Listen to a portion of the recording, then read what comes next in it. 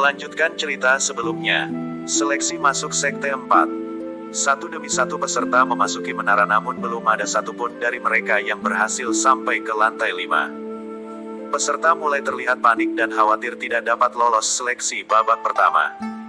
Penatua Mang memanggil peserta berikutnya. Peserta dengan nomor urut ke-11, silahkan memasuki menara. Peserta nomor 11 bernama Xiao Yuli terlihat memasuki menara. Dia tidak ingin menunggu terlalu lama dan langsung berusaha menaiki lantai kedua. Tetapi, langkahnya dihadang oleh boneka kayu yang menyerang dengan pedangnya. Meskipun Xiao Yuli bergerak cepat dan lincah, boneka kayu itu seperti mengetahui gerakannya dan tidak membiarkan siapapun dapat menaiki lantai kedua dengan mudah. Aku akan mencoba teknik pertama pedang teratai, gumam Xiao Yuli. Tarian pedang teratai. Terang, terang. Xiao Yuli berusaha secepat mungkin mengalahkan boneka kayu di lantai 1. Dengan teknik pedangnya yang begitu anggun, gerakan Xiao Yuli dapat lebih cepat dari boneka kayu itu. Boneka kayu itu pun tidak bergerak setelah 3 kali terkena sayatan pedang Xiao Yuli. Teknik pedang Xiao Yuli merupakan teknik tingkat raja dan itu cukup tinggi bagi generasi muda seusianya. Teknik tersebut merupakan salah satu teknik rahasia yang dimiliki oleh klan Xiao, salah satu klan besar di Provinsi Bintang Biru. Selain itu, pemahaman teknik dasar pedang Xiao Yuli tidak dapat diremehkan. Sejak kecil, dia selalu belajar teknik dasar pedang sampai ke tahap sempurna. Sesuai dengan kitab yang dimiliki oleh klan Xiao. Xiao Yuli bahkan dapat dengan mudah menerka dan mengetahui gerakan yang dilakukan oleh boneka kayu di lantai 1. Xiao Yuli menaiki lantai kedua setelah berhasil mengalahkan boneka kayu di lantai pertama. Di lantai kedua, Xiao Yuli kembali langsung menyerang boneka kayu yang menghalangi langkahnya. Kali ini teknik dasar pedang boneka kayu itu lebih tinggi dari teknik boneka kayu di lantai 1. Tarian pedang teratai. Terang, terang, terang. Xiao Yuli menangkis dan menyerang boneka kayu tersebut. Pedangnya saling beradu puluhan kali sampai Xiao Yuli bergerak mundur. Sama seperti di lantai 1, pedang Xiao Yuli berhasil menggores boneka kayu itu sebanyak 3 kali. Tetapi, boneka di lantai itu masih terus bergerak. Masih bisa bergerak rupanya. Rasakan ini. Gelombang pedang teratai. Terang, terang. Xiao Yuli kembali beradu pedang dengan boneka kayu. Boneka kayu itu tidak dapat menahan serangan dahsyat dari teknik pedang Xiao Yuli. Kepala boneka kayu itu terkena tebasan pedang Xiao Yuli dan menjadi patah karenanya. Tetua Zhang berada di atas atap menara tampak menjadi muram. Sial. Gadis itu terlalu bersemangat dan berlebihan. Aku harus memperbaiki boneka kayu yang patah itu. Gerutu tertua Zhang kesal karena Xiao Yuli mematahkan kepala boneka kayu yang dia buat. Xiao Yuli berhasil menaiki lantai ketiga dalam waktu kurang dari 2 menit. Hal itu membuat peserta yang menyaksikan di luar menara kagum terhadap Xiao Yuli. Tidak hanya sangat cantik, dia juga sangat hebat. Aku menjadi lebih ingin memilikinya, gumam salah satu peserta. Memangnya siapa kamu? Dia lebih pantas menjadi milikku, sahut yang lain. Sementara itu, Lin Feng tidak begitu mempedulikan jalannya ujian. Dia duduk bersila dikelilingi oleh belasan peserta yang bertaruh dengannya. Menurutmu, apa yang sedang Sampai itu lakukan? Tanya salah satu peserta yang bertaruh dengan Lin Feng kepada peserta lainnya. Mungkin dia sedang memikirkan cara untuk kabur, balas lainnya. Benar juga.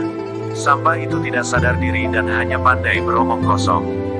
Kita harus terus memperhatikannya, agar tidak kabur.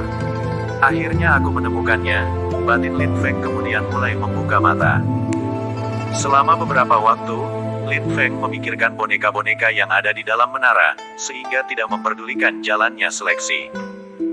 Dia sangat penasaran kepada boneka-boneka kayu itu dapat bergerak. Dia duduk bersila dan memejamkan mata untuk menjelajahi pengetahuan di pikirannya, dan menemukan tentang sebuah kertas jimat yang dapat menggerakkan benda mati.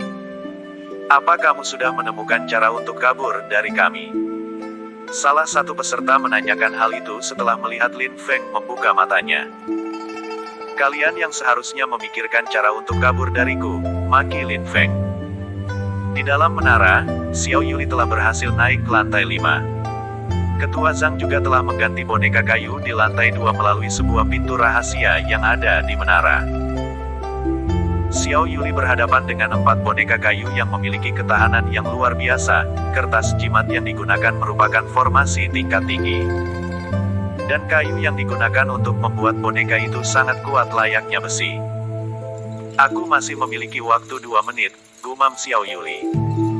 Boneka kayu di lantai 5 menara akan berhenti jika peserta berhasil menggoresnya. Tetapi, itu merupakan suatu hal yang sulit. Karena, boneka kayu itu sangat kuat. Sehingga, tidak dapat tergores dengan teknik biasa. Selain itu, keempat boneka kayu itu dapat bergerak sangat lincah, dapat bertahan maupun menyerang. Peserta dianggap menyelesaikan ujian pertama jika keempat boneka di lantai 5 bisa berhenti atau dikalahkan. Xiao Yuli mengeluarkan teknik tingkat tinggi yang dia kuasai untuk dapat menghentikan keempat boneka kayu. Kurang dari 2 menit waktu tersisa, Xiao Yuli berhasil menghentikan keempat boneka kayu dengan menggunakan teknik ke-6 pedang teratai. Apa aku lolos ujian pertama ini? Gumamnya setelah membuat keempat boneka kayu berhenti bergerak. Xiao Yuli menjadi peserta pertama yang berhasil lolos ujian pertama seleksi. Para peserta bersorak-sorai atas kemenangan Xiao Yuli, dan mereka mulai memiliki harapan, dan kembali bersemangat. Beberapa peserta juga meminta saran untuk dapat mengalahkan boneka-boneka kayu kepada Xiao Yuli. Sementara itu, Lin Feng melangkah ke depan untuk bertanya kepada Penatua Mang. Langkahnya diikuti oleh belasan peserta yang bertaruh dengannya. Mereka tidak ingin kehilangan dan melepaskan Lin Feng. Oleh karenanya mereka selalu mengikuti dan mengerumuninya. Lin Feng melangkah ke depan, menyibak kerumunan ratusan peserta. Tindakannya yang membuat lebih banyak peserta memperhatikannya. Apalagi, dia tampak seperti tuan muda yang diikuti oleh belasan pengawal yang mengikutinya. Penatua Mang, apa persyaratan ujian hanya mengalahkan boneka-boneka kayu dengan cara apapun? Tanya Lin Feng setelah sampai di hadapan Penatua Mang. Dia berpikir, untuk mengambil kertas jimat yang menggerakkan boneka kayu sehingga menanyakan hal itu. Beberapa peserta mulai menertawai Lin Feng yang menanyakan hal konyol. Itu sudah jelas, kenapa pemuda itu bertanya. Entahlah, tuan muda bodoh dari mana anak itu? Sahut yang lainnya. Penatua Mang menjadi kesal mendengar Lin Feng bertanya tentang aturan yang sudah dia jelaskan. Apa kamu tuli? Hah? Kamu bisa melakukan cara apapun untuk sampai di lantai kelima.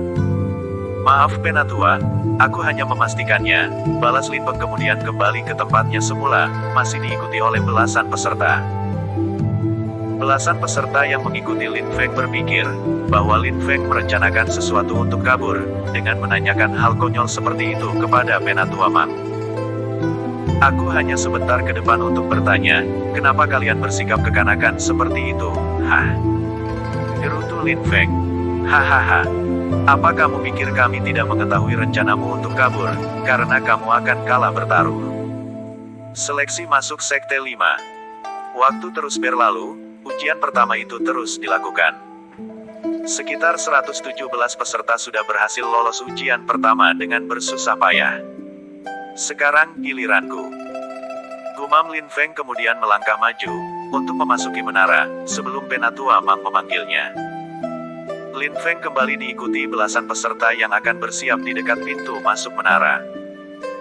Berpikir, agar Lin Feng tidak bisa kabur setelah gagal dalam ujian. Lin Feng hanya tersenyum kecut dengan kekonyolan belasan orang peserta itu, dan mengutuk mereka dalam hati.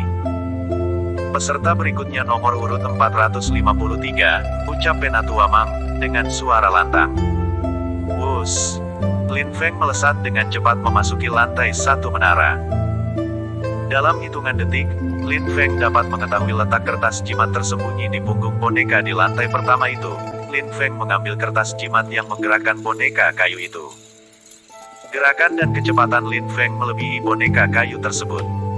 Selain itu, teknik dasar bela diri sudah Lin Feng kuasai dengan sempurna. Begitupun dengan teknik dasar berpedang. Bagaimana tidak, selama sekitar 5 tahun Lin Feng telah berlatih segala bentuk dasar-dasar bela diri, yang diajarkan oleh gurunya di hutan kegelapan. Dengan kelincahan dan kecepatan gerakannya, Lin Feng menghindari serangan yang dilakukan oleh boneka kayu. Dan mengambil kertas jimat yang mengendalikannya, boneka kayu itu pun seketika berhenti karena ulah Lin Feng. Tetua Zhang yang berada di atap menara menelan ludah melihat tingkah Lin Feng. Bagaimana Lin Feng berpikiran mengambil kertas jimat boneka kayu yang dibuat olehnya. Aku masih memiliki banyak waktu, gumam Lin Feng. Lin Feng duduk bersila di dekat boneka kayu sambil mengamati kertas jimat. Kertas jimat tersebut tertulis huruf dan gambar aneh. Jadi kertas seperti ini yang menggerakkan boneka kayu. Mungkin ini yang disebut sebagai kertas jimat, sesuai dengan apa yang ada di dalam pengetahuanku. Lin Feng terhentak kaget, setelah menyadari sesuatu. Apa kakek pertapa telah mempelajariku membuat kertas jimat seperti ini? Selama beberapa tahun di hutan kegelapan, kakek petapa menyuruh Lin Feng menulis dan menggambar sesuatu hal yang aneh. Bentuk, tulisan, dan gambarnya sangat mirip dengan yang ada di dalam kertas jimat di tangannya itu. Hanya saja, tulisan dan gambar yang diajarkan oleh kakek petapa sangatlah rumit dan kompleks, sangat sulit untuk dibuat atau ditiru oleh orang biasa. Lin Feng kala itu tidak begitu paham dengan apa yang kakek petapa perintahkan. Dia hanya mengikuti semua yang diperintahkan, dan diajarkan oleh gurunya itu, meskipun tidak mengetahuinya apa gunanya menulis dan menggambar sesuatu hal yang aneh. Setelah melihat kertas jimat yang menempel di boneka kayu, Lin Feng menjadi paham jika selama ini kakek petapa juga mempelajarinya membuat kertas jimat. Lin Feng kemudian berpikir untuk menjajal tulisan gambar aneh yang sudah sangat dia hafal dan menjadikannya sebuah jimat. Tetapi, Lin Feng perlu mengetahui terlebih dahulu bagaimana kertas jimat formasi dapat bekerja. Karena, kakek petapa tidak mengajarinya hal itu. Aku harus mencari tahu bagaimana caranya membuat kertas jimat seperti ini. Hanya tulisan dan gambar yang aku hafal mungkin tidak akan bekerja, gumamnya sambil menempelkan kembali kertas jimat ke boneka kayu di lantai pertama menara. Lin Feng telah menghabiskan waktu selama 1 menit lebih di lantai 1 untuk mengamati kertas jimat. Dia kemudian melanjutkan langkahnya menuju ke lantai 2. Sementara itu, di atas atap menara, Tetua Zhang mengumpati Lin Feng. Bocah sialan, kenapa tidak langsung saja naik lantai berikutnya dan malah melepas kertas jimat itu? Aku merasa diremehkan olehnya. Itu, boneka dan kertas jimat buatanku, gerutunya. Namun, aku harus menjadi gurunya, semoga saja jenius berbakat sepertinya mau menjadi muridku. Lanjut Tetua Zhang menjadi sangat tertarik kepada Lin Feng. Belasan peserta, yang bertaruh menjadi cemberut. Separuh dari mereka yang sudah mengikuti ujian pertama meninggalkan tempat itu begitu saja. Karena, mereka kala bertaruh mereka tidak mau menyerahkan cincin ruang dimensi mereka kepada Lin Feng. Dan mengingkari janji mereka. Tetapi, sekitar 5 peserta masih bertahan di sana. Karena, belum melakukan ujian pertama seleksi. Lin Feng kini berada di lantai keempat. 4 boneka kayu telah mematung. Karena, kertas jimatnya sudah diambil oleh Lin Feng.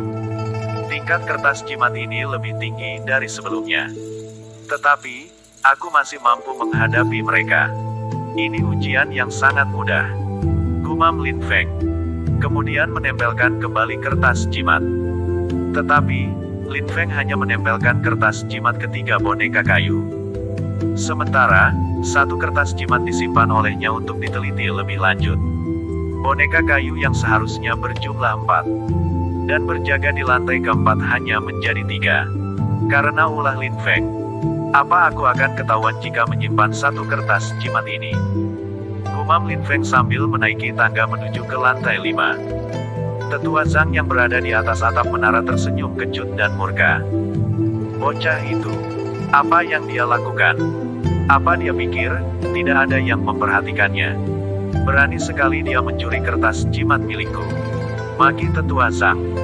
Meskipun murka, tetapi Tetua Zhang membiarkan Lin Feng karena mengetahui Jika Lin Feng penasaran dengan kertas jimat itu juga merupakan kesempatan baginya untuk dapat merekrut Lin Feng menjadi muridnya. Tetua Zhang merupakan ahli formasi di Sekte Pedang Api. Dia berpikir akan merayu Lin Feng agar mau menjadi muridnya. Dengan menjanjikan kepada Lin Feng akan mengajarinya teknik formasi, Tetua Zhang kemudian menyelinap masuk ke lantai 4 dan memberikan kertas jimat yang baru untuk salah satu boneka kayu yang diambil oleh Lin Feng. Tidak berselang lama, Lin Feng keluar dari menara dengan tersenyum senang. Karena mendapatkan sebuah peruntungan berupa pengetahuan sebuah informasi kertas jimat. Dan akan segera mendapat banyak harta dari pertaruhan yang dilakukannya. Kemana yang lainnya? Apa mereka mengingkari janji mereka? Tanya Lin Feng. Setelah menemui 5 peserta tersisa yang bertaruh dengannya. Ya, mereka kabur, jawab mereka. Kenapa kalian tidak ikut kabur? Mereka yang belum mengikuti ujian pertama memilih untuk tetap tinggal. Meskipun kalah bertaruh dengan Lin Feng. Kami sangat ingin memasuki sekte ini, kenapa harus kabur? Balas mereka sambil melemparkan cincin ruang dimensi mereka kepada Lin Feng. Lin Feng menerawang ke dalam cincin ruang dimensi kelima peserta itu. Dia tersenyum kecut. Karena kelimanya hanya memiliki sesuatu yang tidak begitu berharga. Aku tidak perlu ini, kalian berlima sangat miskin. Gerutu Lin Feng. Sambil melemparkan kembali 5 cincin ruang dimensi kepada mereka. Kelima peserta itu tersenyum senang, merasa berhasil membodohi Lin Feng. Mereka telah menyisihkan harta berharga mereka dan hanya menyisakan sedikit untuk diberikan kepada Lin Feng. Jangan berpikir aku tidak mengetahui kecurangan kalian, ujar Lin Feng. Bagaimana jika kami memberikan semua harta kami kalau kamu mau memberitahu cara agar lolos ujian pertama ini? Ucap salah satu dari mereka disetujui oleh orang lainnya. Hahaha. Kalian pikir aku akan percaya? Setelah kalian mencoba membodohiku, balas Lin Feng. Lalu, apa yang ingin kamu lakukan? Kamu hanyalah sampah dengan kultivasi tahap pembentukan ke-6, apa berani dengan kami? Kamu pasti memiliki rahasia untuk menyelesaikan seleksi ujian pertama, cepat beritahukan kepada kami. Perintah salah satu dari mereka. Para peserta tersisa tidak percaya jika Lin Feng yang berada di tingkatan pembentukan ke-6 mampu menyelesaikan ujian seleksi pertama itu. Mereka beranggapan, jika Lin Feng berbuat curang, atau memiliki semacam cara licik untuk dapat melalui ujian pertama di menara. Seleksi masuk Sekte 6. Lin Feng menghela napas. Jika aku sampah, maka kalian lebih dari sampah. Jika tidak dapat melalui ujian di menara, balasnya, berhenti beromong kosong. Dan cepat katakan, atau kami akan membuatmu menyesal. Tidak ada gunanya aku membantu orang-orang seperti kalian. Kecuali, jika kalian memberiku seluruh harta kalian kepadaku sekarang. Jawab Lin Feng. Perselisihan Lin Feng dan 5 peserta diperhatikan oleh peserta lainnya, yang juga penasaran dengan rahasia Lin Feng, yang dapat melewati kelima lantai di menara. Begitupun, dengan Tetua Zhang yang mendengar dan menyaksikannya. Kelima peserta berbisik, kemudian melemparkan cincin ruang dimensi mereka yang kali ini berisi penuh uang dan sumber daya tanpa mereka sisihkan sedikitpun. Mereka telah berdiskusi dan berpikir, akan kembali mengambil dengan paksa harta mereka dari Lin Feng, menyangka Lin Feng lemah. Kelima peserta melempar cincin ruang dimensi mereka ke arah Lin Feng. Cepat beritahu kepada kami. Lin Feng menangkap seluruh cincin ruang dimensi, dan menerawang ke dalamnya. Dia tersenyum senang. Karena, kelima peserta benar-benar memberikan seluruh harta mereka.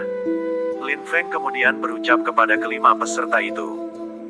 Aku akan memperagakan teknik bela diri yang akan membuat kalian lolos di ujian pertama ini. Tapi, aku hanya akan memperagakannya 1 kali. Lolos atau tidak itu tergantung kalian. Lin Feng mengetahui secara pasti, kekuatan dan kelemahan boneka-boneka kayu dari lantai 1 sampai lantai 5. Dia dapat dengan jelas dan tepat menerka dan mengetahui gerakan yang dapat boneka-boneka di dalam menara lakukan. Bagi Lin Feng, Teknik dasar berpedang dan gerakan boneka kayu di dalam menara sangatlah lemah.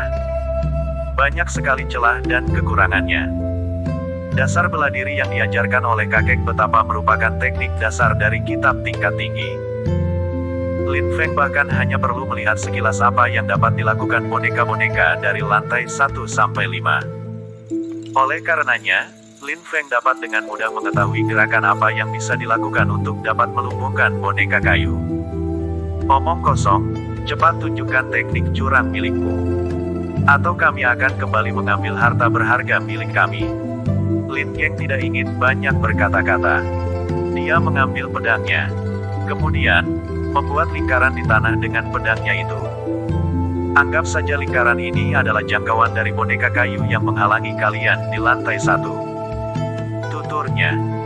Dengan pedangnya, Lin Feng menunjukkan gerakan yang sangat lincah dan anggun bagi peserta lain. Dia tampak menari-nari di tengah peserta yang tersisa di dalam lingkaran yang cukup lebar yang telah dia buat. Di lantai pertama, gerakan simpel seperti ini dapat membuat kalian bisa melangkah ke lantai berikutnya. Terang Lin Feng. Peserta yang menyaksikan menelan ludah mereka. Sementara, kelima peserta yang memaksa Lin Feng hanya mematung, menyaksikan gerakan yang dikatakan oleh Lin Feng simple tersebut. Apanya yang simple? Bagaimana dia bisa melakukan teknik gerakan yang sangat rumit seperti itu? Gumam mereka.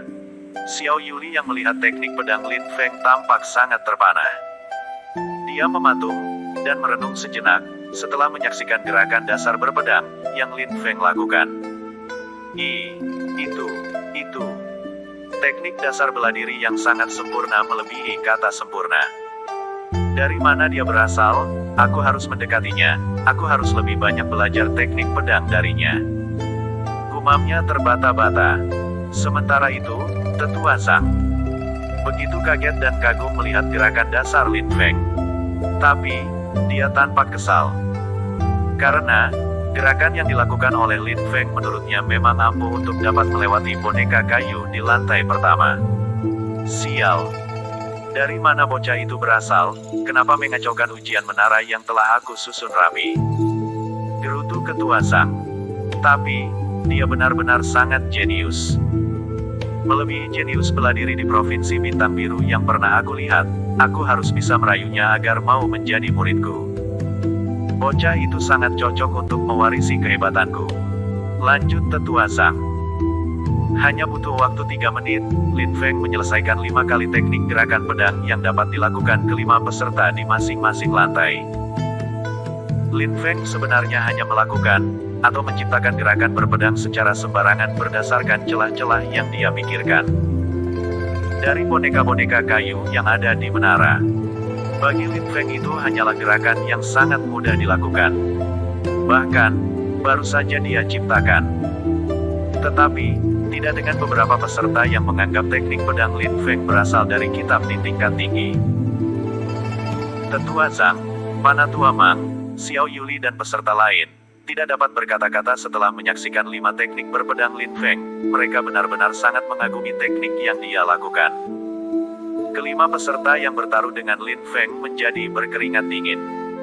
Menurut kalian, apa yang akan terjadi jika kita yang menjadi boneka kayu? Tanya salah satu peserta. Apalagi yang akan terjadi, selain tewas? Balas peserta lain. Tampaknya kita salah mencari musuh, bocah itu seperti monster, dan sangat hebat. Sudahlah, ayo kita berlatih gerakan sepertinya. Kita akan meminta maaf kepadanya nanti, dan akan mengikhlaskan uang kita. Sahut lainnya mulai menyadari, bahwa Lin Feng bukanlah pemuda sembarangan. Meskipun gerakan yang dilakukan Lin Feng begitu sulit. Tapi, bukan berarti yang lainnya tidak bisa dapat menirunya. Dia juga melakukan gerakan yang menurutnya sangat mudah untuk ditiru. Hanya itu yang bisa aku peragakan kepada kalian. Berhentilah berbisik, aku hanya sedikit menasehati kalian. Jika kalian tidak mampu melakukan apa yang aku peragakan, kalian juga bisa menggunakan teknik lain. Tetapi, boneka-boneka itu tidak akan mudah dihadapi. Meskipun dengan teknik tingkat tinggi, kayu-kayu dengan ketahanan fisik dan pertahanan dasar yang kuat seperti itu tidak begitu mempan terhadap teknik tingkat tinggi. Bahkan, teknik yang dipenuhi tenaga dalam. Teknik dasar sekalipun, jika itu dilakukan dengan benar dan sempurna, dapat dengan mudah mengalahkannya. Terang Lin Feng. Kelima peserta hanya menggantungkan kepala mereka. Begitupun dengan peserta lain dan Xiao Yuli yang mendengarkan Lin Feng dengan penuh perhatian. Seakan-akan, Lin Feng merupakan guru yang sedang memberikan pelajaran berharga kepada mereka. Tetua Zhang yang terus memperhatikan Lin Feng bergumam, dengan kemampuan dan pengetahuannya, dia mungkin bisa dibandingkan dengan jenius muda kerajaan. Sekte ini sangat beruntung jika memiliki murid sepertinya. Satu demi satu, peserta pun menyelesaikan ujian pertama di menara itu. Beberapa peserta berhasil menyelesaikan ujian karena memperagakan gerakan Lin Feng dan mendengarkan nasihatnya. Dari 500 peserta, hanya sekitar 145 peserta yang berhasil melewati ujian tersebut. Peserta yang lolos, kemudian diperintah oleh Penatua Mang kembali ke barak mereka untuk beristirahat. Karena, ujian berikutnya kembali akan diadakan keesokan harinya. Ujian apa yang akan dilakukan berikutnya? Aku mungkin dapat kembali memperoleh banyak harta di ujian kedua. Gumam Lin Feng terkekeh, berpikir untuk kembali mengadakan pertaruhan di ujian seleksi berikutnya. Aku akan memberimu lebih banyak harta berharga jika membuatku masuk ke sekte ini, saudaraku. Sahut peserta di belakang Lin Feng yang mengikutinya. Kenapa kalian terus mengikutiku? Hanya kalian. Bentak Lin Feng merasa terganggu dengan kelima peserta yang selalu mengikutinya itu. Kelima peserta yang bertaruh itu berhasil lolos ujian pertama karena memperagakan gerakan Lin Feng dan mendengarkan nasihatnya. Saudaraku, jangan marah seperti itu. Kami hanya ingin menjalin hubungan baik denganmu. Balas mereka. Bersambung.